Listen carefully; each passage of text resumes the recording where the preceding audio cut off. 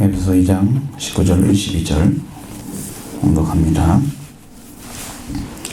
그러므로 이제부터는 너희는 외인도 아니요 나그네도 아니요 오직 성도들과 동일한 시민이요 하나님의 권속이라. 너희는 사도들과 선지자들의 터 위에 세우심을 입은 자라. 그리스도 예수께서 친히 모퉁이 돌이 되셨느니라. 그의 안에서 건물마다 서로 연결하여 주 안에서 성전이 되어가고 너희도 성령 안에서 하나님이 거하실 처소가 되기 위하여 그리스도 예수 안에서 함께 지어져 가느니라. 아멘. 말씀을 지난주에 거의 다 준비를 하고 이렇게 떠나왔습니다. 좋은 경험이 돼서 사람들 보는 시각이 많이 달라진 것 같아요. 그들을 참 불쌍히 여겨보더라고요. 그들은 정말 불교 문화권이 95%인 태국이 그 사람들 전부 지옥으로 다 집어넣는 그 종교를 전파한 사람들 얼마나 고통받겠어요. 지옥에서요. 그 심령들이 너무 불쌍하고 살릴 수 있는 길이 뭘까 그런 생각도 하고 거기 가서 목회를 하게 되면 참 좋겠다. 현지인들 좋은 사람도 많이 있으니까 그런 생각도 많이 했습니다. 한국에 한 7, 8만 명 정도 있대요. 태국에 살아가는 교민들이. 방콕 시내에 가면 좋은 자리도 마련해 줄 수 있다고 오셔도 된다고 가이드분께서 재밌게 얘기하시던데 저하고는 생활이 맞아요. 패턴 같은 것들이 잘 이렇게 조화가 돼요. 얘기 많이 했는데 그거 제 뜻이지 하나님 뜻은 아니잖아요. 그 많은 사람들이 다 지옥으로 가고 있습니다.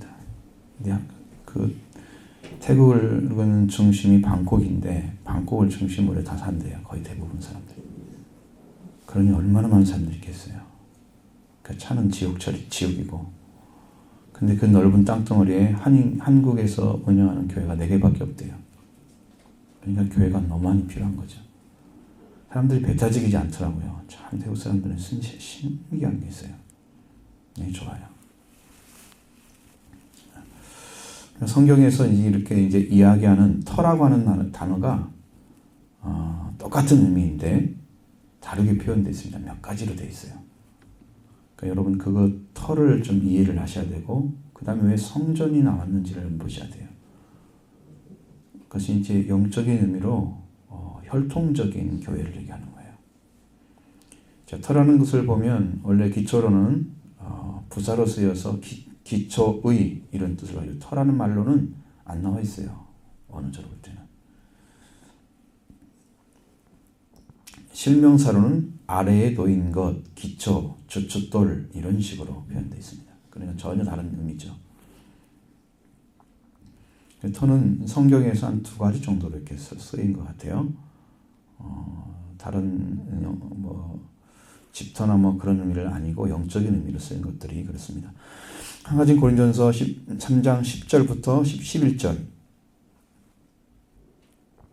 거기에 보면 이렇게 되어 있습니다. 내게 주신 하나님의 은혜를 따라 내가 내게 지혜로운 건축자와 같이 터를 닦아두네. 다른 이가 그 위에 세우나 그러나 각각 어떻게 그 위에 세울까를 조심할지니라. 이 닦아둔 것 외에 능히 다른 터를 닦아둘 자가 없으니 이 터는 곧 예수 그리스도라.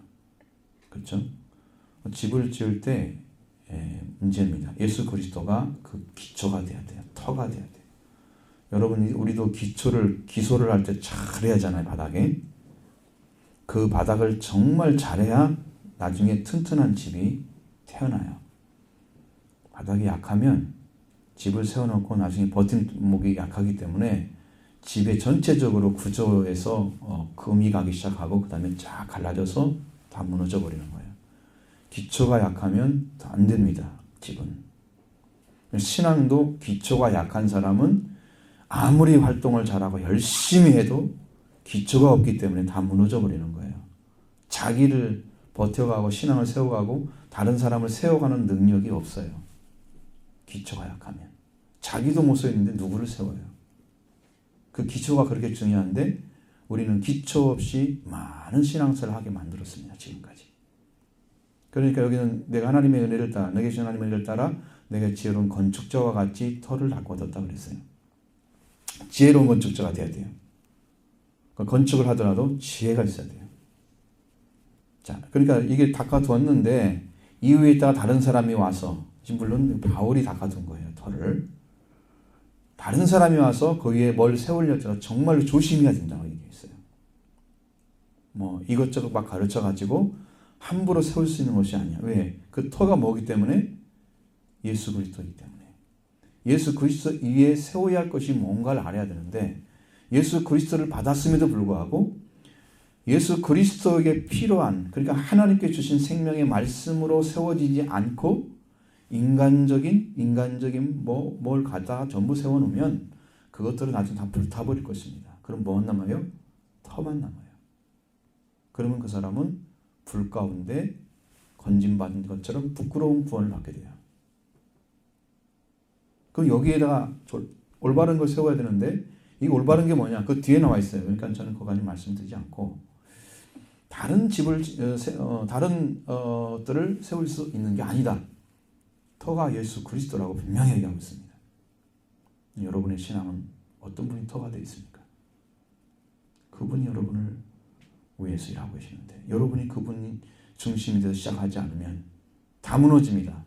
하나님의 말씀을 듣고 그 말씀대로 행하는 자가 그게 반석에 지은 집과 같다. 그러니까 똑같은 얘기인데, 말씀이 중심되지 아니한 거기에다가 인간적인, 모래는 뭉쳐지지가 않잖아요.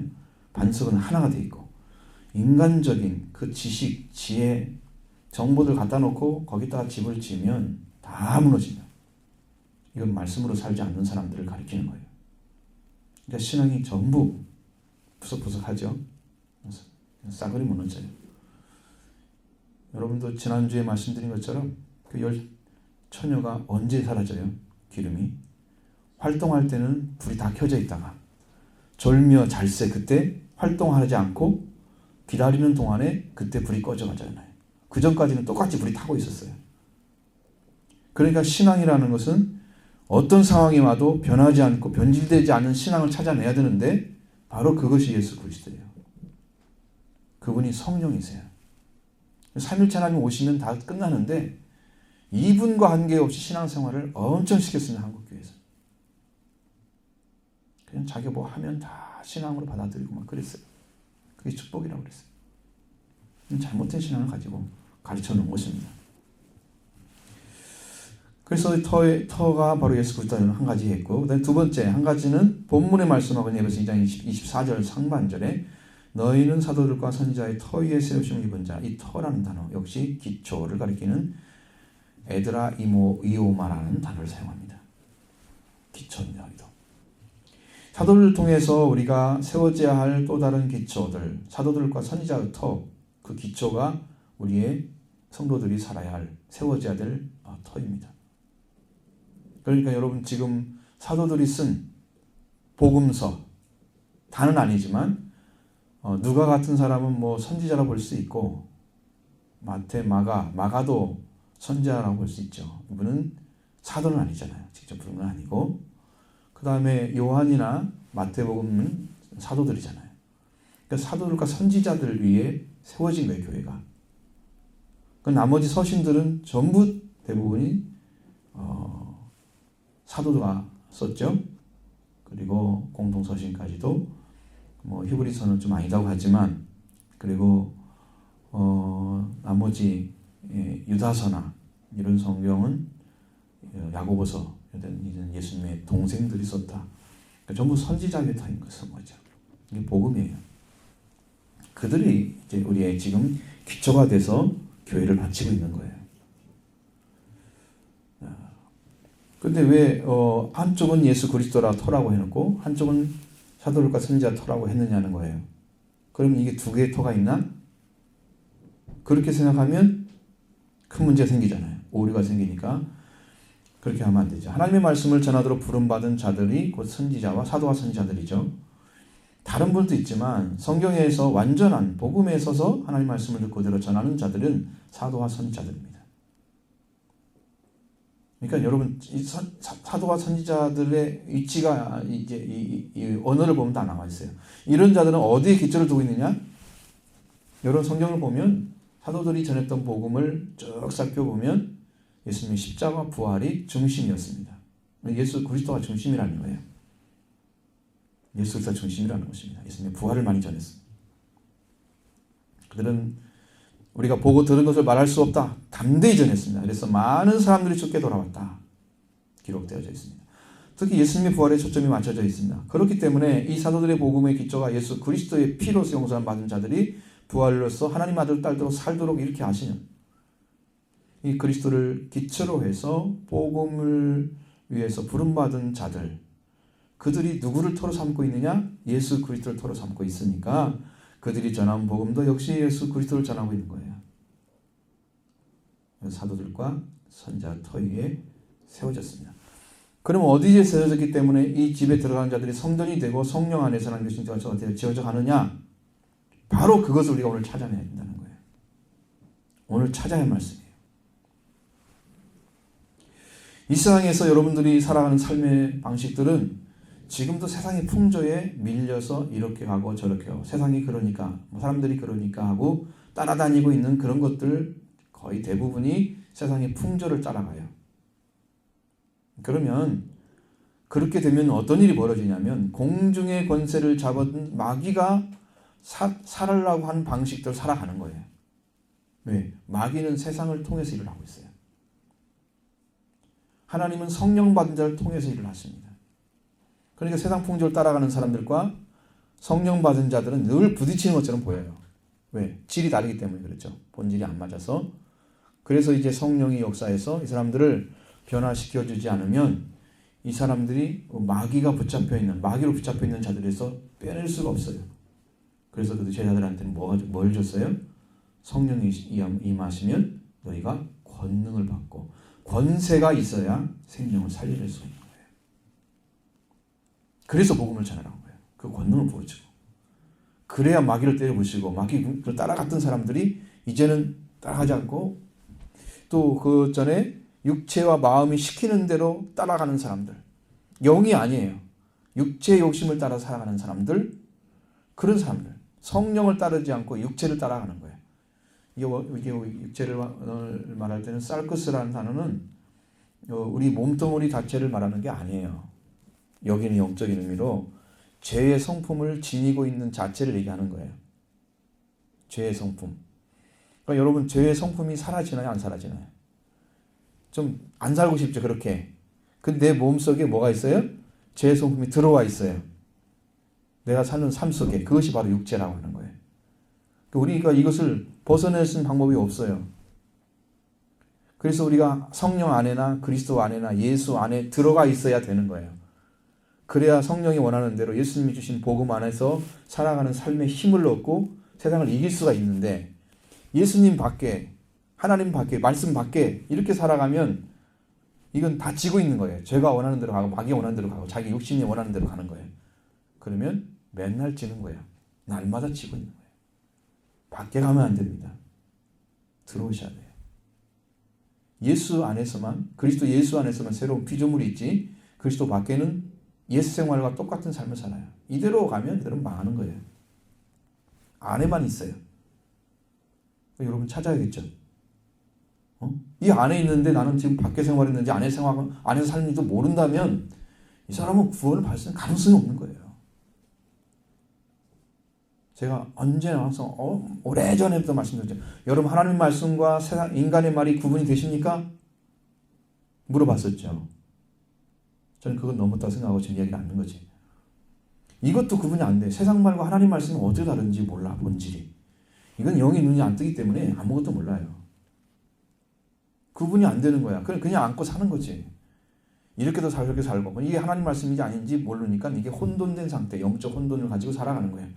이게 잘못돼서 이 사람이 은혜를 많이 받게 되면 이제 영적인 거 하나님 주셨는데 이 사람은 혼돈된 영으로 받게 되면 여기서 이상한 일이 벌어지는 거예요.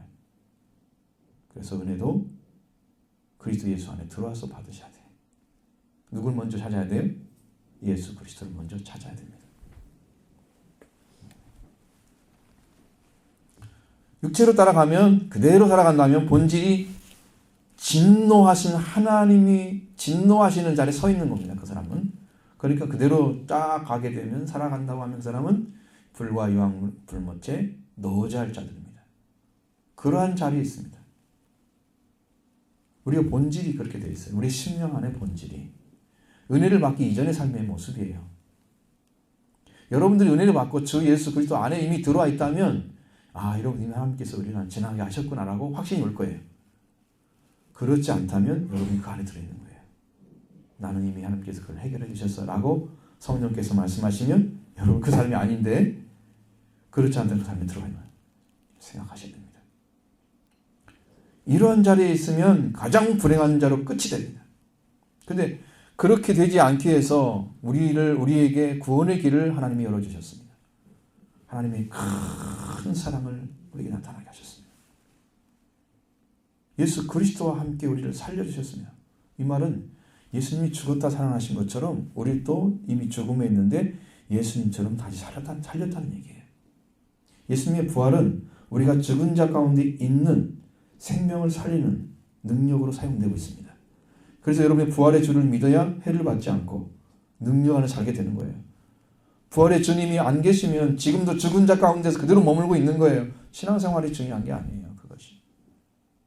이 예수님이 살림의 능력을 가지고 그래서 우리가 살아서 지금 이 몸은 이 땅에 있는데 우리 영적인 부분은 하나님 나라에 들어가 있어요. 하늘에 앉아 있어요. 이러한 은혜는 누가 주셨느냐? 예수님 통해 주셨습니다. 하나님께서. 예수 그리스도의 은혜입니다. 그 은혜로 임하신 예수 그리스도를 믿게 돼서 이게 준 거예요. 하나님이 사랑을 나타내시니까 예수님이 나타나셨어요. 이 땅에. 그 예수님을 믿으니까 하나님이 우리를 받아주셨어요. 왜 받아주셨을까? 이게 원리예요. 하나님의 사랑으로 오신 분을 예수 그리스도를 하나님께 보냈기 때문에 그를 믿고 죽지 않고 살기 위해서 영생 얻기 위해서 지금 보내셨는데 그 하나님의 뜻을 알고 받아들인 사람은 하나님께서 그를 구원해 주시는 거예요. 그게 하나님 방식이에요. 자, 그러면 하나님이 이것을 받은 자, 그건 여러분이 뭘 가지고 오라고 하지 않잖아요. 뭔 행위하라고 하지 않잖아요. 믿으라고만 한 거예요. 믿음으로 받는 것이 다 선물이에요. 믿음조차도 선물이에요. 구원도 선물이에요. 성령도 선물로 받는 거예요. 예수 그리스도 선물로 받는 거예요. 그걸 믿음으로 받아들이는 거예요. 선물을. 이걸 믿어드리지 않으면 친밀성이 없기 때문에 하나님 주시지 않으세요. 네가 내가 보낸 것도 안 믿는데 내가 널 줄 게 뭐가 있어? 안 주는 거예요. 그런데 그분을 받아들이는 거예요. 그죠? 하나님의 선물입니다. 선물은요. 자기가 자랑할 것이 없어요. 받은 것이기 때문에 나는 자랑 못해요. 그러면 어떻게 돼요? 누구만 자랑해요? 선물 주신 분. 그리고 그 선물만 자랑해. 자기는 빠져. 그래야 복음만 증거되는 거예요. 예수 그리스도만 나타나야 됩니다. 예수 그리스도로 옷 입어야 됩니다. 우리가 나갈 때 예수님만 딱 보여야 돼요. 사람들 앞에. 나는 이렇게 해서 구원받았으니 이런 사람이야. 이렇게 보여주는 게 아니에요. 향기는요. 형태도 없어요. 그냥 이렇게 냄새가 가서 사람 들어가면 이런 맛이 이런 향기가 있네? 그것만 알려주는 거예요. 자기 보이지도 않아요. 그리스도의 향기는 그리스도만 나타나면 되는 거예요. 근데 자꾸 자기를 드러내서 뭐가 있는 것처럼 난 이렇게 많이 받은 것처럼 자기가 가진 것처럼 생각하면 안 돼요. 하나님 그렇게 하지 않습니다. 그리고 오늘 우리들 살았던 삶에서 이스라엘 사람 우리를 봤을 때는요 깜보게 돼 있어요. 아주 형편없지. 복음이 있었습니까? 뭐가 있었습니까? 율법이 있었습니까? 할례 받았습니까? 아무것도 없잖아요. 혈통적으로 이스라엘 사람도 아니고, 하나님께서 약속해 준 것도 아니고, 우리가 살아가는 생활 동안에 그냥 이제 태어났을 때 어렸을 때는 몰라서 세상에 있는 것들을 막 열심히 해가지고 그걸로 성공하면 최고인 줄 알았어. 알고 보니까 그거 끝나면 그 다음에는 없어. 서울대 들어간 애들 중에 한 20%는 그걸 거의 막 그런 탈진 상태가 온다는 옛날에 그 사람들 조사했던 것들을 좀 보면 거기 나와 있었는 걸 제가 봤는데 그런 사람이 들어요. 가보니까 거기 가면 다 되는 줄 알았어. 다. 세상을 다 가진 줄 알았어. 들어가 보니까 뻥이야. 아무것도 없어요. 그 다음이 없는 거예요. 그 다음이. 세상 사람들은 그 다음이 없어요. 지금 이제 젊은 아이들은 그렇지 모르잖아요. 그 다음에 결혼을 하고 어느 정도가 시간이 지나면 모르잖아요. 그 다음에 조금 더 지나가 보세요. 그럼 알아야지. 그 다음이 없구나. 자녀 낳고 열심히 키우느라고 이제 그때 딱 지나가 봐. 그때 세상에 소망이 없네. 이거 콩이야. 이게 시간이 이렇게 지나갔는데 나는 뭘 해놨지? 내 인생 끝은 뭐야? 이걸 보이기 시작하면 그때 세상에 소망이 없게 되는 거예요. 그런데도 사람들 그냥 살아가. 그러니까 그걸 채우기 위해서 뭘 찾아가나요? 자기 것이 아닌, 자기를 영원히 살릴 수 없는 것들을 찾아가. 물질을 많이 갖고 싶으면 돈을 벌고 할 것이고, 그렇죠? 응? 그 인간이 좋아하는 것들, 쾌락을 좋아하는 사람들은 그쪽에 찾아갈 거고, 왜? 채워야 되니까. 이 빈 곳을 채울 수가 없어. 그래서 막 고통스러운 거야, 삶이. 이 젊은 사람은 모르고 나이가 어리든 저 이해 못해요. 분명히 그때가 와요. 낙이 없구나. 그렇기 전에 너를 창조하신 이를 기억하라. 그때 해야 돼. 세상에서 하나님의 구원도 모르고 소망도 하나님도 없는 자들로 살아왔습니다. 그러니까 이렇게 된 우리를 하나님께서 어떻게 우리를 구원시키기를 원하시느냐? 방법은 하나밖에 없어요. 하나님의 아들, 딸이 되게 한 것은 여러분이 하나님께 이뻐 보여가지고 뭘 좀 잘해서 그런 게 아니에요. 믿음은 가졌느냐 안 가졌느냐 이거예요. 근데 믿는데 뭘 믿느냐? 예수님의 피를 믿는 거예요. 예수님의 피를 가지고 죄를 지고 하나님의 어린 양 예수 그리스도의 피, 그 피를 흘렸기 때문에 그로 말미암아 죄에서 해방되게 하는 능력이 임재한 거예요. 오늘 예수님의 피를 구하지 않는 사람들은 여러분 죄사함 받기 어렵습니다. 예수님 아세요? 증의 보혈이기 때문에. 그래서 하나님이 가지게 되게 하시고. 그렇게 되게 하는 능력은 예수 그리스도의 피밖에 없습니다. 사람을 분열되게 하고 찢어지게 하고 서로 고통을 주는 것은 뭐냐면 죄가 그렇게 하는 거예요. 죄가. 그럼 죄에서 씻음 받은 사람은 그것이 죄가 막고 있던 가로막았던 분열되게 하는 그 마음이나 그 영적인 상태 그걸 싹 씻어줬기 때문에 하물며 하나님 관계도 그것이 그 죄로 막힌 것을 싹 씻어줬기 때문에 이제는 관계가 어떻게 돼요? 화목의 관계, 하나에 되는 관계. 그래서 그 안에 성령이 오셔서 이렇게 만져주시면 우리가 성령이 딱 들어가면 전부 다 하나예요. 얼마나 평안한지 몰라. 만나면. 그냥 영적으로 하나이기 때문에 이야기할 것도 없어요. 착하면 알아들어요. 그렇게 돼요. 그게 피 때문에 그렇게 된 거예요. 그러니까 그리스도의 피가 없는 가정이나 교회는 다 분열되어 있습니다. 왜? 씻음받지 않았기 때문에 죄가 그대로 있는 거예요. 그런데 죄를 가지고 이것이 옳네 저것이 옳네 판단하고 뭐 조정해봤자 그 순간이지 나중에 또 싸워요. 죄가 없어야 생명을 긍휼히 여기고 용서하고 사랑하지. 죄가 그대로 끼어져 있는 사람이 자기 눈을 좀 교정한다고 해서 이게 바뀔 것 같아요. 근본이 안 바뀌었는데. 그래서 가정에 화평이 없는 거예요. 예수님의 피를 구하십시오. 그래야 하나가 될 수 있습니다. 그래서 가까워지는 거예요. 원수됐던 것들이 싹 무너지는 거예요. 원수된 심령, 원수된 삶의 방법 다 무너져요. 그리고 딱 하나만 남는데 그는 생명이에요. 예수 그리스도의 생명을 가진 자. 서로가 하나 돼서 살리는 일을 해요. 나쁜 방향을 가지 않아요. 생명 가진 사람은 반드시 생명의 자리에 세워놓게 돼 있어요. 제가 해보니까 그래요. 저는 그렇게 살아요.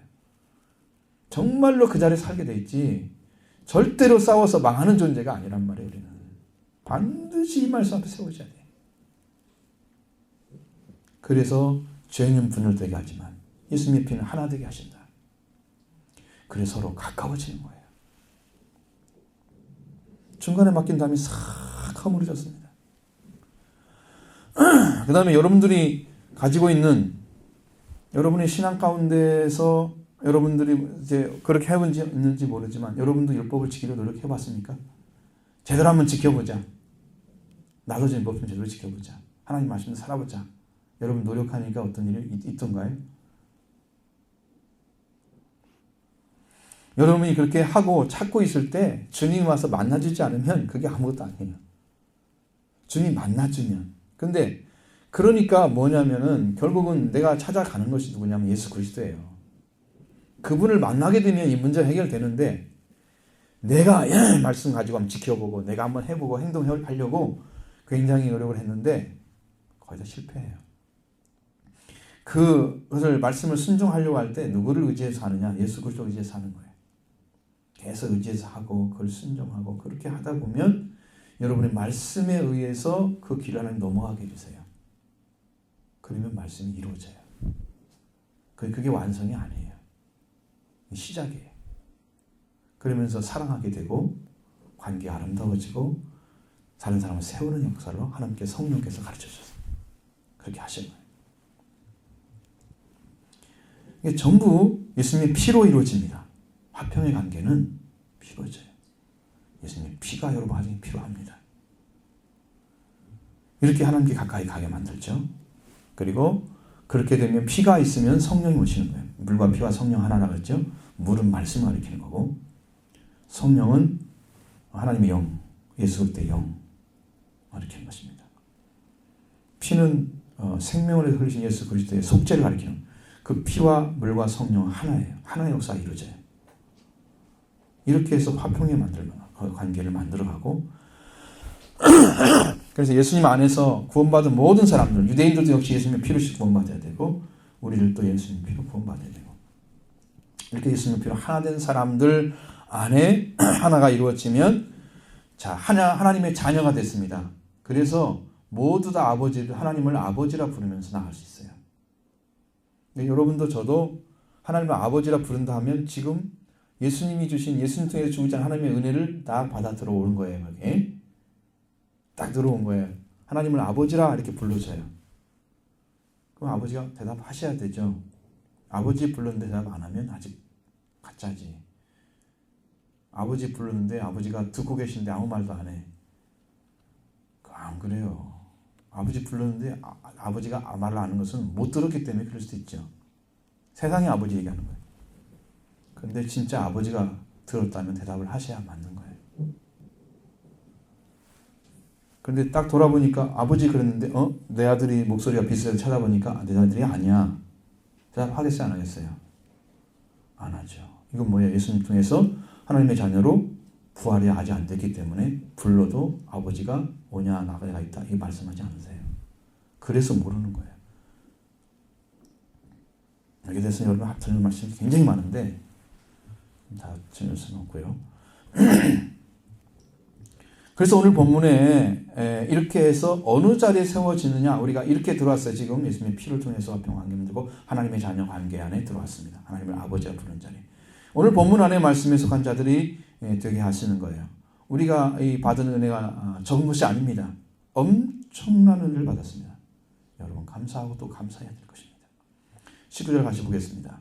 그러므로 이제부터 너희는 외인도 아니요 나그네도 아니요 오직 성도들과 동일한 시민이요 하나님의 권속이라.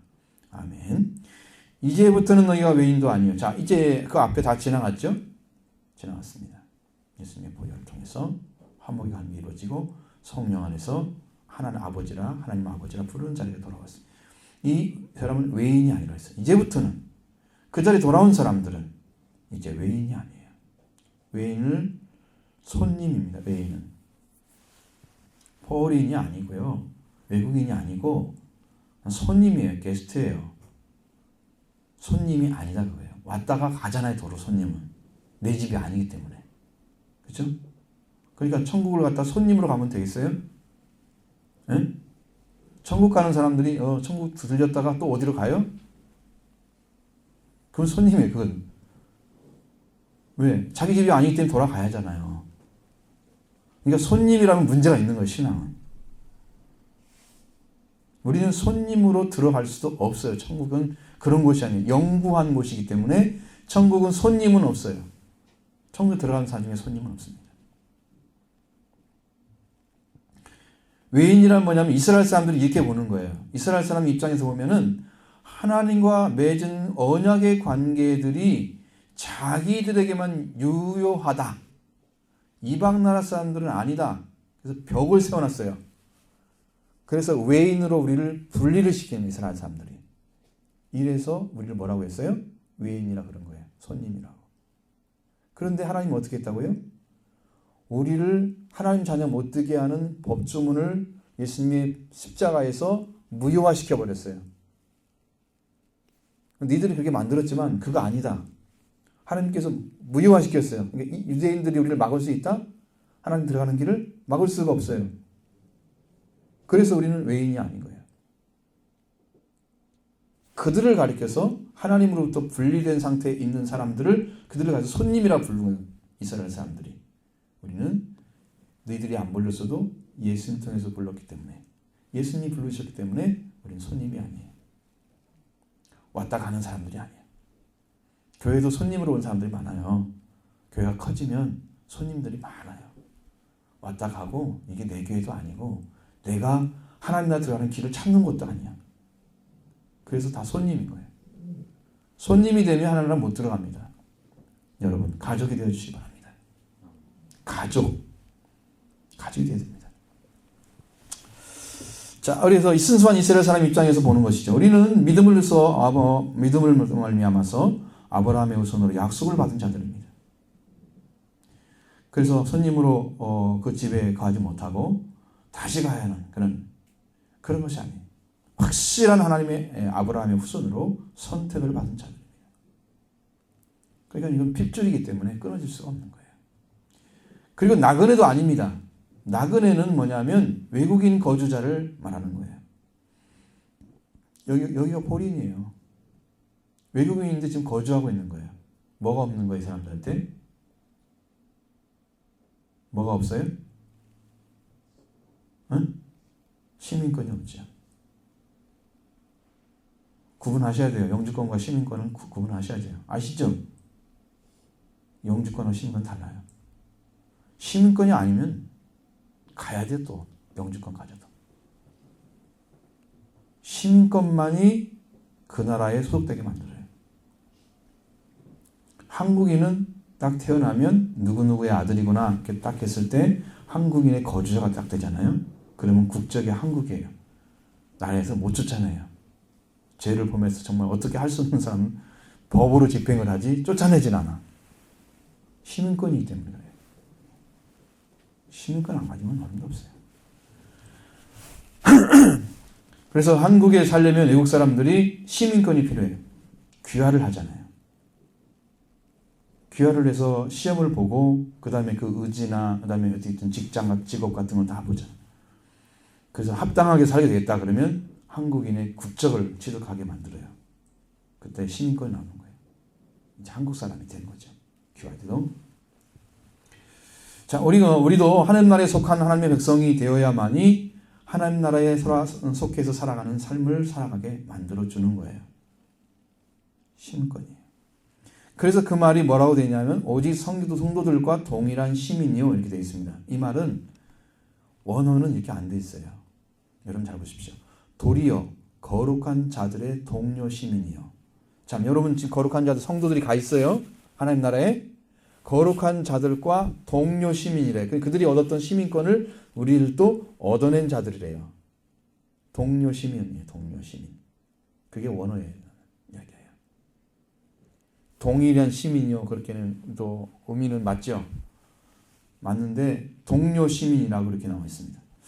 자, 거룩한 자들은 하나님이 거룩하시기 때문에 하나님의 속성을 가진 자들.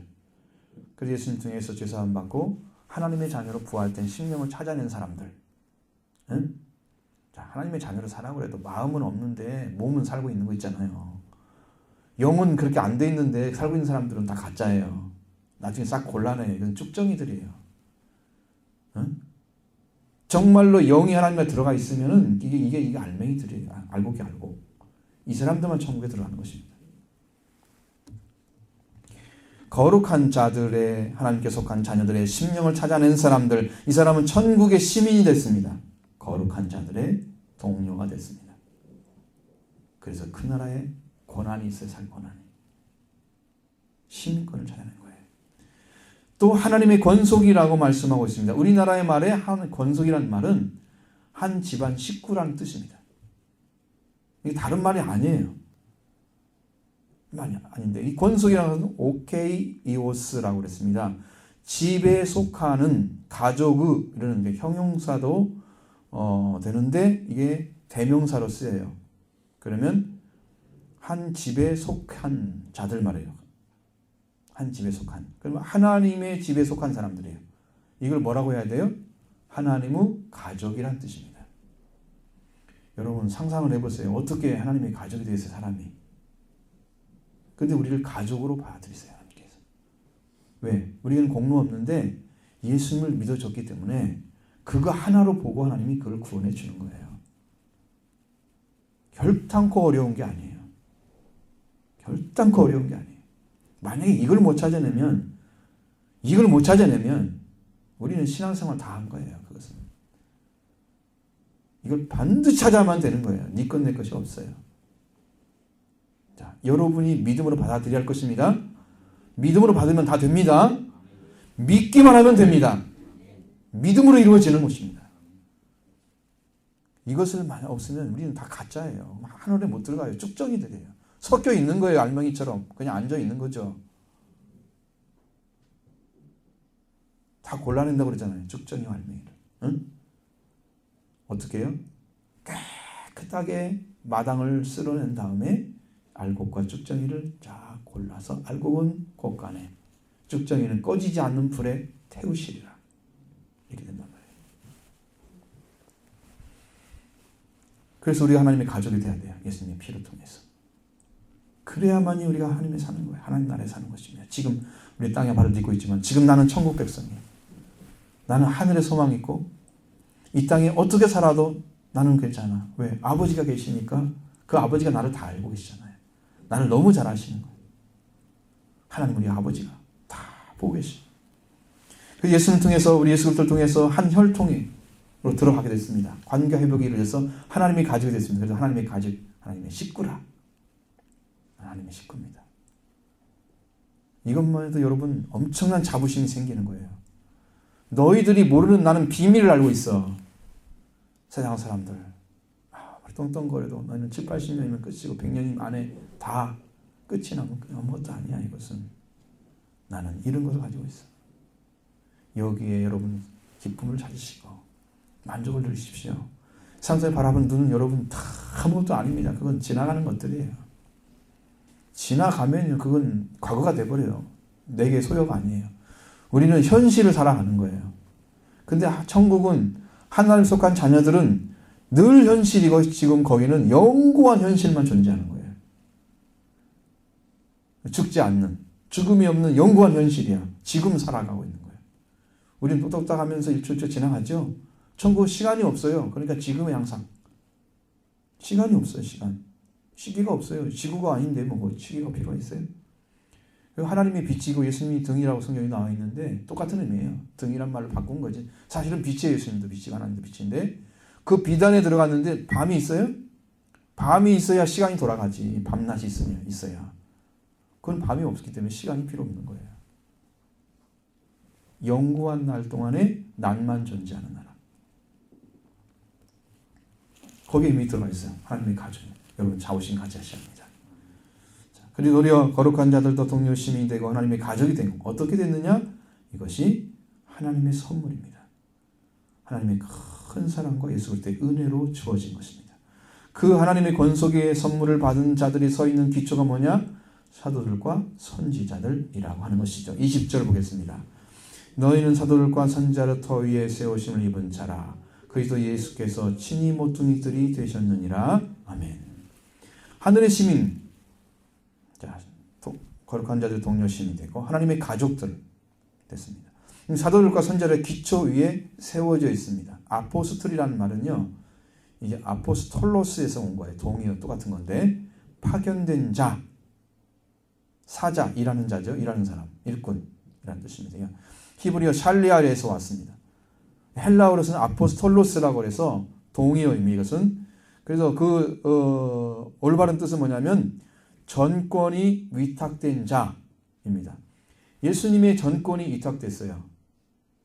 사도들은 전권이 위탁되어서 자기 권한을 가지고 이 독재로 나가잖아요.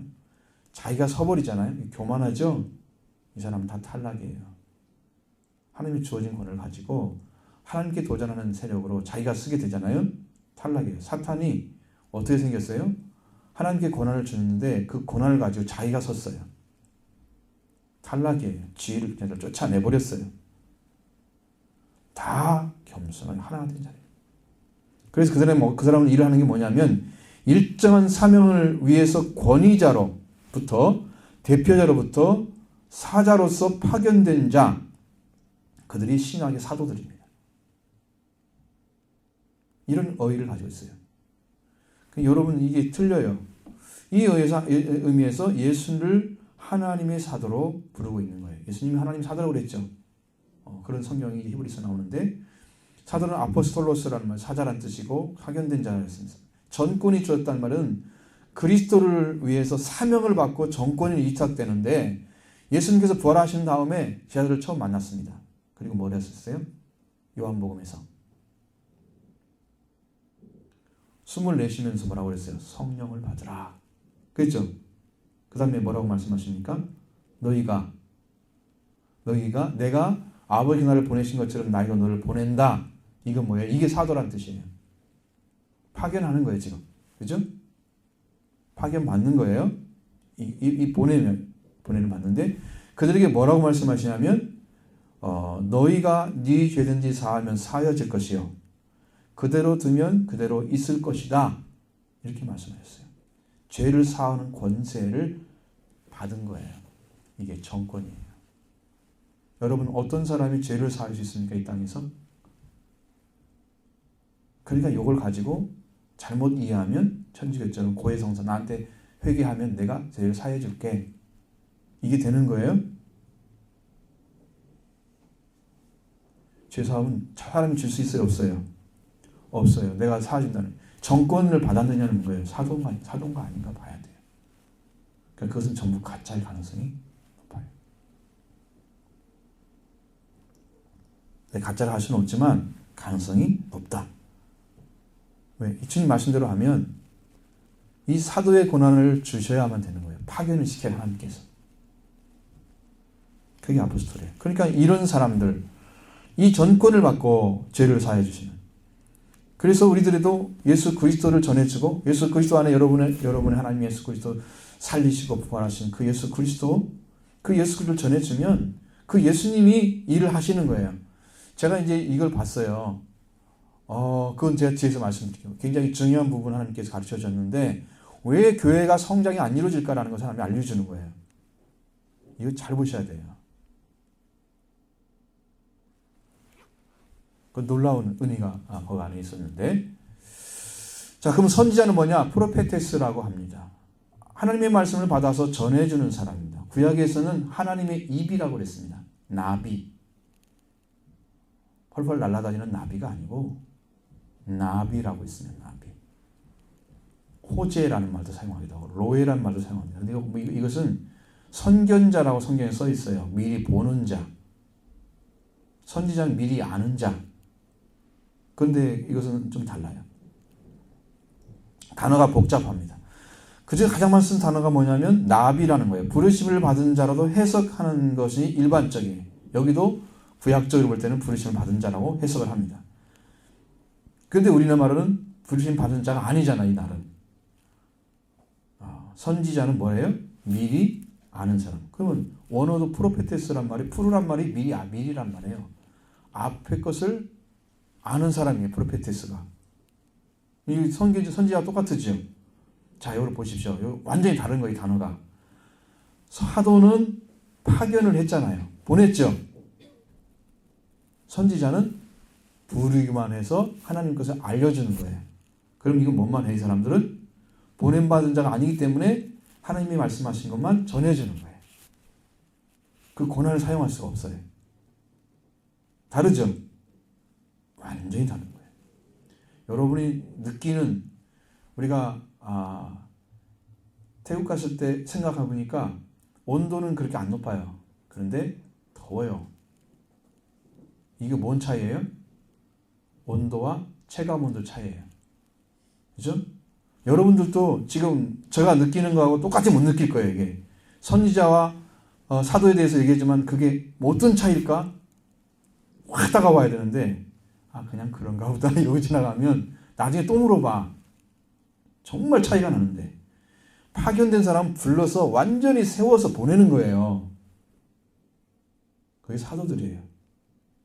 근데 선지자는 불러가지고 말씀만 주면 그럼 말씀만 전하는 사람이에요. 정권이 있는 사람이 아니에요. 차이 나죠? 분명합니다. 자, 이렇게 하는 전신 정권을 이용받은 사명자, 사도나 아니면 하나님의 말씀을 받아서 전해주라고 하는 선지자, 그들을 통해서 세워진 거예요. 우리가 앞에서 말씀드린 것처럼 이 말씀을 오늘 우리가 복음서도 읽고 복음 알게 되고 그 다음에 서신서를 읽고 거기서도 복음을 알게 되고 그리고 바로 그걸 듣는 거예요. 오늘 이것도. 자, 이 복음을 주신 분이 누구냐? 우리의 예수님 그리스도 친히 모퉁이 되신 돌이 되신 분입니다. 이 모퉁이 돌은 건축상의 기초돌입니다. 건축을 하려면 이 돌이 있어야 돼요. 모퉁이에 놓여 있는 초석. 성경은 두 가지로 되어 있어요. 기초돌이 모퉁이에도 있어야 되고 기초돌이 마지막에 탑스톤도 되어 있어야 되고 머릿돌도 되어 있어야 되고. 그래서 두 가지로 이야기하고 있습니다. 모퉁이 돌에는 교회의 초석이기도 하고 또는 교회의 완성자이는 두 가지를 가지고 있습니다. 예수님은 이 두 가지를 다 가지고 있어요. 교회가 세워지는 기초돌로 세워지기도 하셨고 그 다음에 교회가 완성되는 머릿돌로 사용되어 있어요. 그래서 우리 뭐라고 그래요? 우리 교회의 머리는 누구다? 예수 그리스도 우리 교회의 머리다. 아셨죠? 그 예수님을 통해서 시작된 사람들이 하나가 돼서 또 하나가 되고 한 사람이 더 모여서 하나가 쭉 됐죠. 그래서 가족들이 많이 생겼어요. 이 하나님의 이 가족들의 전체 가족들의 머리는 누구다? 탑스톤인 예수님이다. 이런 의미입니다. 그러니까 예수님으로 시작되지 않아도 이 사람은 하나님의 핏줄이 아니기 때문에 하나님의 권속일 거 아닐까요? 권속이 아니에요. 자, 교회의 머리 대신 예수 그리스도가 계십니다. 이 사람이 권속 안에 들어왔다고 해도 이 머릿돌이 교회의 머리이신 예수님을 인정하지 않으면 이 사람도 교회에서 말하는 역할을 못해요. 그러면 이제 우리 몸이 어디 한쪽이 마비되잖아요. 그런 자리에 있는 거예요. 피가 안 통하고 마비된 그런 지체예요. 죽어버리는 거예요, 그 사람은. 예수님 인정하셔야 됩니다. 예수님 머릿돌 인정하셔야 돼요. 그분이 아니면 우리는 다스림 받지 못해요. 예수님이 안 다스리는 나라는, 다스리지 않는 나라는 그건 천국이 아니에요. 그럼 이게 여기 천국이 아니에요. 그럼 교회가 천국 역할을 못해요. 여기 와서 은혜 받고 못합니다. 다 가짜들만 키워낸 거예요, 교회에서. 이거 하라고 하나님 교회 세워서 비싼 돈 들여서 교회 세워 그래요? 성도들 많이 모아놓으라고? 그거 해서 뭐 하려고? 누가 책임지려고? 큰일 납니다. 심판 더 많이 받을 준비하셔야 돼요. 그러면 저는 그게 굉장히 두려워요. 이 세움받은 게 중요한 게 아니에요. 세움받은 사람이 말씀대로 순종해 드리지 않으면 더 큰 죄를 짊어지고 지옥에 가는 거예요. 지옥에 가면 목사들도 많대요. 이름 딱 대도 알만한 사람도 가입돼요. 한국에서 유명한 사람들. 교회만 떵떵거리면 뭐합니까? 아무 의미 없어요. 나는 내가 먼저 천국 들어가는 게 중요해. 그래야 내가 여러분 전환기 옳은 게 되지. 나는 지옥에 가니까 여러분 천국 가 있으면 나는 뭐가 돼요? 뭘 한 거예요, 이를?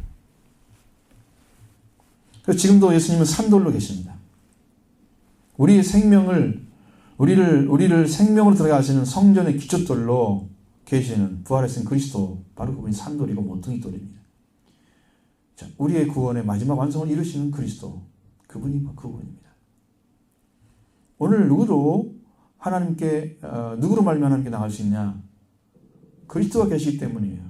그리스도로 우리 말미암아 우리가 산돌이 되고 그리스도 말미암아 우리가 구원이 완성이 됐습니다. 그 산돌이시고 모퉁이돌로 기초돌이신 예수 그리스도 안에서 건물마다 서로 연결해서 성전이 되어가는 거예요. 여기에 성전의 위치를 찾아내야 되지. 앞에서는 터를 통해서 핏줄 관계 이어졌죠. 여기는 이제 성전에 대해서 말씀하십니다. 21절 같이 보겠습니다. 그 안에서 건물마다 서로 연결하여 주 안에서 성전이 되어가고. 건물 하나하나는 무엇을 말합니까? 건물마다 연결하여. 자, 그럼 건물이 하나 있고 두 개 있고 이런 거잖아요. 지금 건물마다 그랬으니까. 여러분, 건물은 지어진 거잖아요. 자, 여러분이 기초들은 예수님을 중심으로 지어졌어요. 지어졌어. 그러면 이것은 예수 그리스도로 하나의 우리가 터를 잡은 예수 그리스도 지어졌기 때문에 이 건물은 어떻게 돼야 돼요? 따로따로 떨어져야 돼요? 하나가 돼야 돼요? 응? 터가 같은데 너는 나 다 건물마다 잘라져 있어. 이러면 여기 뭐가 없어요?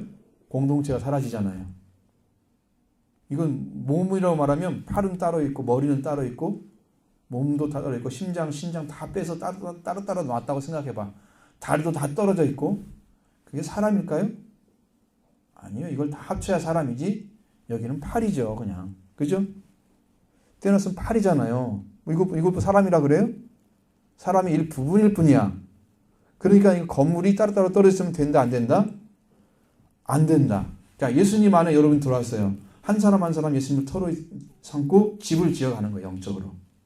신앙이 세워지고 있는 거예요. 여러분들이 하나가 되어야 돼, 안 돼야 돼요? 그는 연결을 해야 되겠죠. 그 연결을 해주는 분이 성령입니다. 연결해주는 분이. 그럼 그 전에 여러분 하나 되게 하는 게 뭐라고 그랬어요? 예수님의 피로 된다고 그랬죠. 자, 예수님의 피로서 한 가족이 된 하나님의 가족들이 된 사람들이 하나가 딱 돼서 그 관계 안에 들어가게 하시는 역사를 성령이 하십니다. 그래서 하나가 딱 됐습니다. 이 하나 된 사람들이 전부 만나가지고 이렇게 뭉쳐져 가가지고 이렇게 집처럼 만들어지면 이 사람들이 누구라고요? 성전이라고요. 이게. 그러니까 이거 성전은 혈통을 가리키는 하나님의 가족이 된 사람들이 뭉쳐진 그곳 공동체가 성전인 거예요. 이건 예배당인 거예요. 교회가 아니고 성전이라고 할 수 있죠. 보이는 성전. 이건 예배당이에요. 예배 드리는 곳이에요. 여러분 한 분 한 분이 성전이에요.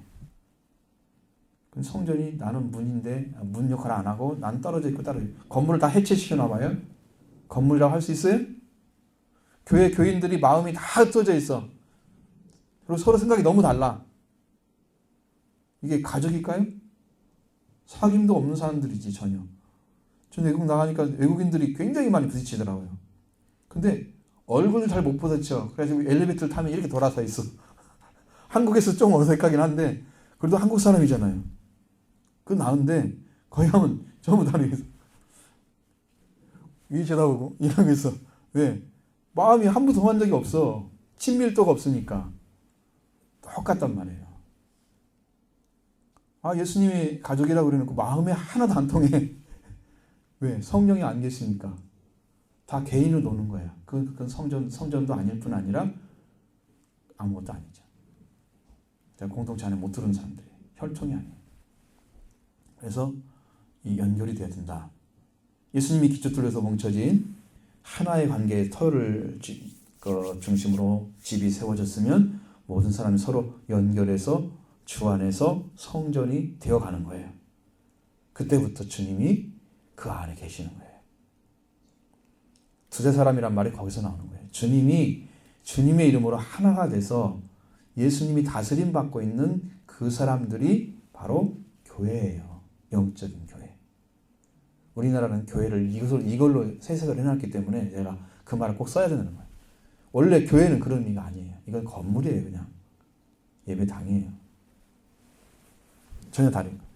자, 성전이 되어 간다는 말은 성전이 다 만들어져 간다 그런 의미입니다. 계속해서 지어져 가는 거예요. 만들어져 가는 거예요. 그럼 한 사람이 와서 예수님을 통해서 회복의 은총을 입었어요. 그리고 이 사람이 또 가족이 됐어요. 하나님의 가족. 그러면 또 한 사람이 됐죠? 이 사람이 성령 안에서 하나님 가족이 들어왔어요. 그럼 어떻게 돼요? 한 사람이 더 가족이 늘어났죠. 그래서 성전이 다 만들어져 가는 거예요. 완성이 되어 가는 거예요. 점점 더 하나님께서 원하시는 그 큰 성전으로 완성이 되는 거예요. 그럼 성전은 천국에는 다 성전이에요. 천국에는 다 교회예요. 왜? 하나님의 혈통이 안 들어온 사람들 한 사람 천국에는 없어요. 다 하나님의 혈통만 들어가 있어요. 하나님의 권속이라고 말씀드렸죠? 하나님의 가족. 그것만 들어가 있어요.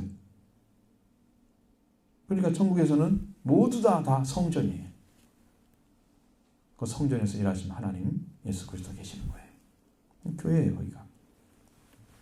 우리 이 땅에서도 그 교회를 세워야 되는 것입니다. 이것이 하나님 나라이고 하나님께 세우고자 하는 교회입니다. 건물과 건물과 서로 연결해야 되는 것은 마치 포도송이가 한 송이 한 송이가 있지만 다 한 나무에 붙어 있는 거잖아요. 지역에 교회가 있지만 전부 한 가족인 거예요. 실제로는. 근데 가족의 마음을 가진 사람과 안 가진 사람의 삶이 서로 하나 되기는 어렵더라고요. 제가 이번에 연수 가보니까 정말로 은혜 안에 들은 사람과 안 들은 사람은 탁탁 표시가 나요. 행동에서 말에서 의식이 딱 나와요. 며칠 지나보면 다 알잖아요, 본질을. 근데 말을 않는 거죠. 왜? 존중해야 하잖아요, 서로. 그냥 할 수 있어요. 그러나 거기는 그걸 보려고 한 곳이 아니고 연수를 하기 때문에 전혀 그런 의미는 부여하거나 생각해 본 적이 없어요. 근데 그런 차이가 분명히 나더라는 거죠. 이렇게 해서 성전이 되어가는 거예요. 여러분들 다 성전입니다. 예수님 안에 들어오면 성전입니다. 그럼 마지막으로 하나님이 거하실 처소, 하나님의 처소가 되어가는 것입니다. 22절 보겠습니다. 너희도 성령 안에서 하나님이 거하실 처소가 되기 위하여 예수 안에서 함께 지어져 가느니라. 아멘. 건물과 건물이 연결되는데 이 연결은 성령께서 함께 하시기 때문에 이루어집니다. 평안에 매는 줄로 성령을 된 것은 힘써 지키라. 에베소 4장 3절의 말씀에 말씀하고 있습니다. 성령의 평안의 줄 매는 줄 곧 성령의 역사로 말미암아 연결되어지는 그럼 하나가 되는 거예요. 성령께서 교회에서 일을 하시는 거예요. 하시지 않는 차이는 서로에게 하나가 돼서 평화를 만들어 가느냐 아니면 분열되느냐 그 차이가 분명히 나요. 성령이 역사하는 교회는 하나 되게 하신다. 그럼 어떻게 하냐? 서로 평화를 줘요. 서로에게 평화를 줍니다. 너도 평화롭고 나도 평화롭고. 그래서 평화는 아름다운 관계를 만들어 가잖아요. 평화가 없으면 불편해. 화목이 안 이루어져. 어딘가는 깨어져 있어. 이러면 안 되잖아요. 그러니까 성령 안에서만 그것이 이루어져요. 평화를 주느냐 안 주느냐 그 차이가 교회가 하나님의 교회로 들어느냐 안 들어느냐 차이입니다. 한 분 한 분 교회잖아요. 이 사람도 교회가 되는데 교회가 안 돼 있으면 깨어져서 분열되면 안 돼. 그건 하나님이 하시는 것이 아니야. 성령 안에서 일어나는 거예요. 성령께서 계시는 교회, 성령 안에 있는 교회가 하나님이 거하실 처소에서 되어가는 일을 성도들 가운데서 행하시는 거예요. 근데 잘 보셔야 돼요. 이 원어를 보면 너무 재밌습니다. 우리가 하나님이 거하실 처소가 되기 위하여 이렇게 되어 있잖아요. 근데 원어에는 그렇게 안 되어 있습니다. 하나님은 거처를 위하여 이렇게 되어 있습니다. 처소가 되기 위하여 그런 사람이 만들었어요. 그렇게 나와 있지도 않아요. 너무 의역을 시켜놨어요. 이야기는 쉽게 되지만 근데 진짜 의미가 사라져버려요. 하나님께서 오셔서 그곳에 계셔야 되는 그게 계셔야 교회인데 그 교회는 바로 성령 안에 있다는 거예요.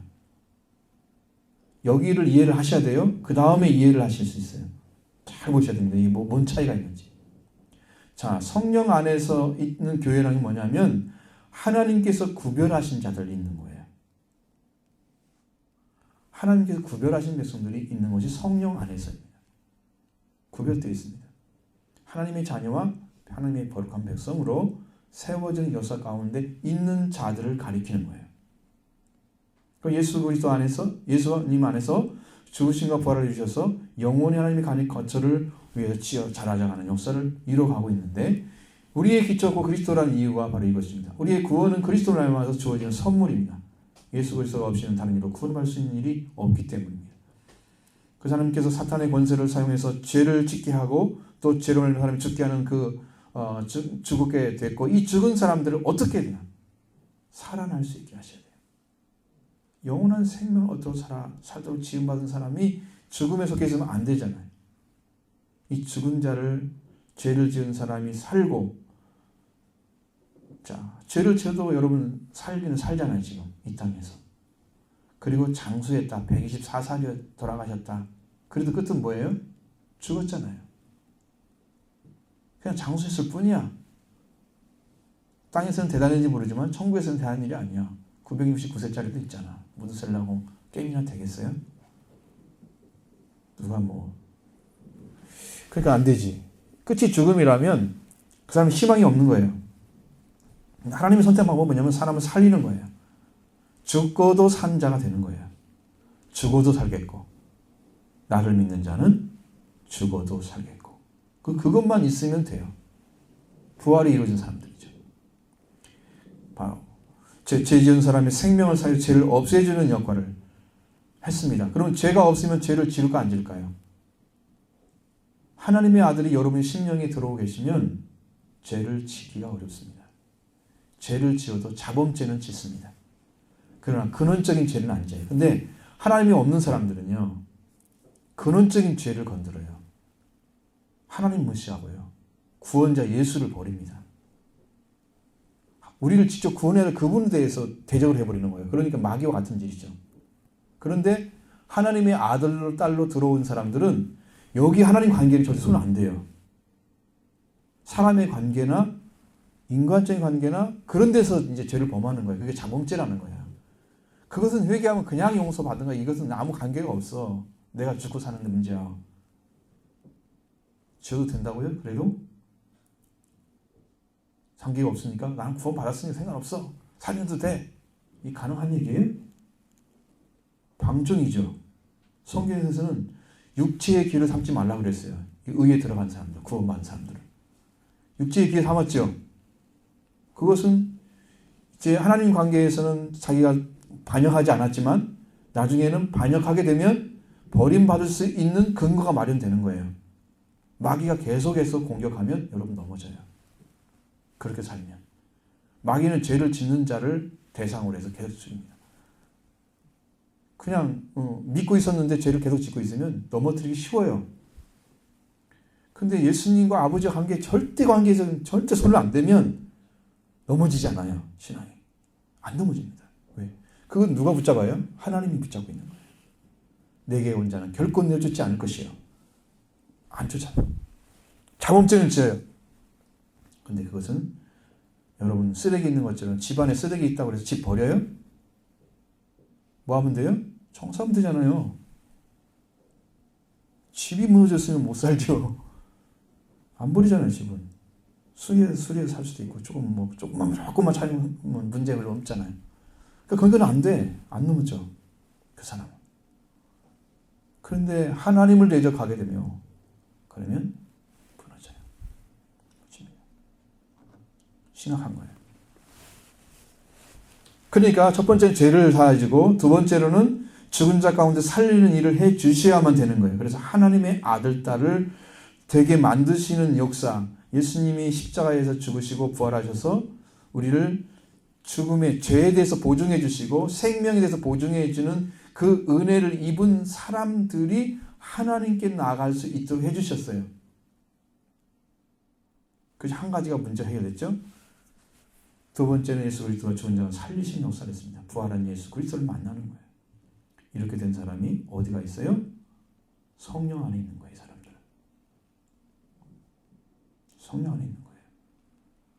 그 다음에 성령 안에서 너희가 성령 안에서 하나님이 거하실 처소가 되게 이렇게 말씀드렸죠. 하나님의 거처가 거처를 위하여. 어디 안에서 지어져 가는 거예요? 예수님 안에서. 그러면 성도들이 성령 안에 살고 있어요. 근데 예수님 안에서 삶이 안 이루어진다는, 예수님 안에서 이 하나님이 거쳐서 이렇게 안 만들어지는 것은 뭐 때문일까요? 우리 교회가 바로 다 그 자리입니다. 하나님께서 그걸 가르쳐 주는 거예요. 지금 성령 안에 있어요. 교회가. 오면 성령 안에 있는 것을 성령 받은 사람 다 알아요.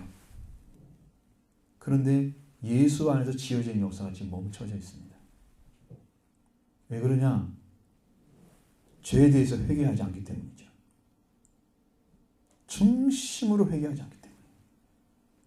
예수님은 뭐냐 일을 하세요? 죄를 사해 주시고 마귀의 권세를 깨트리면서 우리를 하나님의 가족이 들어가게 만들잖아요. 그죠? 또 만들어지고. 그래서 한 사람 한 사람 이렇게 뭉쳐지면 뭐가 된다고요? 성전. 지어져 가잖아요. 근데 죄를 용서받기를 원하지 않고. 그러니까 예수님이 일할 일이 없어. 죄를 살 것도 없고 살릴 것도 없어. 그래서 아무것도 일을 안 하시는 거예요. 구하지 않으니까. 제가 기도하라고 그렇게 말씀 많이 드렸잖아요. 그러니까 성도가 안 늘어나죠. 성도가 늘어나냐 안 늘어나냐 이건 문제는 우리가 예수님 안에 들어가서 정말로 죄를 용서받고 영적으로 부활돼서 하나님의 예수 그리스도의 부활을 지금 누리고 사는 사람들이 있어져야 이게 되는 거예요. 여러분이 예수님으로 인해서 죄사함 받고 여러분의 부활을 누리길 바랍니다. 부활에 들어가길 바랍니다. 부활의 복음이 아니면 이 교회도 올바로 쓸 수가 없습니다. 그래서 그렇게 되는 거예요. 그걸 하나님 보여주는 거예요. 누가 일해야 된다? 예수님이 일을 하셔야 된다. 예수 안에서만 지어져 가요. 성령 안에서 이미 구분되어 있어요. 여러분들이 여기 오면 성령 역사하십니다. 예수님이 일을 못하고 계십니다. 왜? 내놓지 않으니까. 죄를 내놓지 않으니까. 죄를 제대로 하나님께 고백하고 그래서 주님이 필요하다는 거, 주님이 죄사함이 필요하다는 거 그것 때문에 막 고통하고 눈물을 흘리면서 기도하는 사람들이 있어야 되는데 열심히 너무나 적으니까 알기는 아는데 아무 일도 안 벌어져. 이게 제일 힘든 거예요. 아는데 못하는 게 힘들잖아요. 여러분 그런 상태예요. 왜? 영적인 힘이 못 받아. 영적 힘이 어디서 와요? 하나님 예수 그리스도 안에서 주시는 거예요. 구원의 역사. 예수님이 십자가에서 피를 흘리셨어요. 육체로 오셔서. 그죠? 그 다음에 예수님 부활하셨어요. 그건 왜 그래요? 왜 그 능력이 있어요? 죽은 자 가운데 살리는 능력을 왜 하나님 사용하세요? 예수님 통해서? 그게 비밀이에요. 근데 그것이 지금 이루어져 있다. 여기서. 하나님이 죽은 자 살리는 능력의 역사가 이곳에 임하여 온단 말이에요. 그래서 예수 안에서 지어져 가야 돼. 하나님의 과를 쳐서가. 하나님의 과를 쳐서가. 여기서 지어져야 돼 지금. 여러분이 그걸 찾기 위해서 불천주야 기도하셔야 됩니다. 철저하게 기도하셔야 됩니다. 이걸 하시면 누가 와서 일하실 거다? 예수님. 그러면 하나님의 과를 쳐서를 위해서 사람들이 필요한 사람들이 막 들어오게 돼 있어요. 여기에. 응? 예수님 일을 하시는 거예요. 그러면 교회가 지어져 가는 거예요. 성전이 점점 지어져 가. 그럼 성전이 어떻게 됐나? 커지는 거죠. 믿는 성도들이 날마다 더 많이 모여지는 거예요. 믿는 자의 숫자가 날마다 더해지시는 거예요. 왜? 이 안에서 하나님의 역사가 막 일어나고 있기 때문에 이 일이 되는 거예요. 이 안에서 아무 일도 안 벌어지고 있으면 하나님 성전 불러준다 안 불러준다? 그래서 교회 성장이 멈춘 거예요. 회개하셔야 됩니다. 열심을 내셔야 됩니다. 열심히 회복하시고 그 다음에 회개해야 됩니다. 그래야 하나님 여기서 교회를 성장시켜 갈 수 있습니다. 지금 하나님 그걸 간절히 원하시는 거예요. 이 말씀 내주신 분은 여기가 크라이막스예요. 이것 때문에 하신 거예요. 짐으로 받지 마시고 하나님 우리에게 주시는 은혜의 말씀 받으십시오. 여러분 영에 도움이 될 거고요. 교회에 성장하면 여러분도 기쁠 것입니다. 하나님이 보고 계시잖아요. 얼마나 하나님 기뻐하시겠어요. 내가 원하는 교회를 세우는 교회를 하나님께서 그렇게 찾으셨는데 그 우리 교회를 지금 하나님 꽂으셨잖아요. 꼽았단 말이에요. 그러면 이 교회를 해줘야지 역할을. 누가 하는 거예요? 우리들이 하는 거죠. 저부터 시작해서 저도 할 것입니다. 참 좋은 기회를 주셨기 때문에 이제 그 일이 지금 이루어질 거라 믿어요. 하나님의 부흥의 역사가 일어나는 거예요. 성령 안에서는 일을 하고 있지만 그런데 예수 그리스도와 일을 예수 안에서 안 지어져. 그래서 교회가 성장이 없구나. 예수님 일이 멈췄어요. 나는 그러니까 이것이 마음이 너무 아파요. 그래서 주님 일하셔야죠. 주님 일해주세요. 근데 일할 사람이 없으면 주님이 가만히 계시는 거예요. 일할 사람이 막 들어와야지. 이제 말하자면 여러분들도 누가 도울 사람이 있어야 도와주잖아요. 도움을 요청하지 않는데 가서 도와주는 건 별로 없죠. 그렇잖아요. 우리가 영적인 것은 더 그래요. 사탄이 꽉 잡고 있는데 그 사람은 못해요. 일을 성령께서. 그게 아니라고 자기가 깨닫고 하나님의 은혜를 구하고 그러면 주님이 찾아오셔서 그때부터 일을 하시잖아요. 믿음으로 시작되는 거예요. 역사는. 예수님 믿기 때문에 성령께서 찾아오셔서 일하시는 기회가 주어지는 거예요. 하나님을 구별시키고 예수님의 보혈로 씻어주시고 그 역사들이 막 일어나서 성도들이 막 기쁨이 충만하고 감사가 넘치고 축복의 역사가 일어나서 성도들이 막 기뻐 띠미추를 부는 거죠. 이런 축복의 역사가 이곳에 일어날 것을 하나님께 소망하고 있다. 여러분을 향해서 지금 하나님 찾고 있는 거예요. 제가 이제 하나님께서 허락하신 일이라면 저는 100% 믿으려고 마음 먹고 있습니다. 거기서 그런 생각 딱 했어요. 싱가포르 맨 마지막 날에 내가 아내한테 얘기했습니다. 나는 이렇게 믿을 거라고. 하나님께 주신 것을 그대로 믿겠다는지. 이제 하나님 일하십시오. 저는 믿음으로 가겠습니다. 고백했습니다. 그냥 여러분들도 같이 하나가 되어주시면 제가 기도하는 건 절대 짐이 아니에요. 여러분이 영적으로 얻어보세요. 짐이 되나 안 되나. 시간이 없어서 더 막 가슴을 치지. 이게 시간이 없어서 기도를 못한다고 이거 좀 나와야 되는데. 그게 맞는 거예요. 영적인 배고픔이 충만한 교회가 하나님을 구할 것입니다. 여러분 그 교회가 부흥하는 거예요. 여러분과 제가 그렇게 되길 원합니다. 하나님의 터, 주신 터와 성전에 분명히 구별돼서 예수 그리스도 안에서 여러분이 서하고 그 다음에 성전이 세워져 가는 하나님의 기쁨이 되는 그런 모든 성도 되기 바랍니다.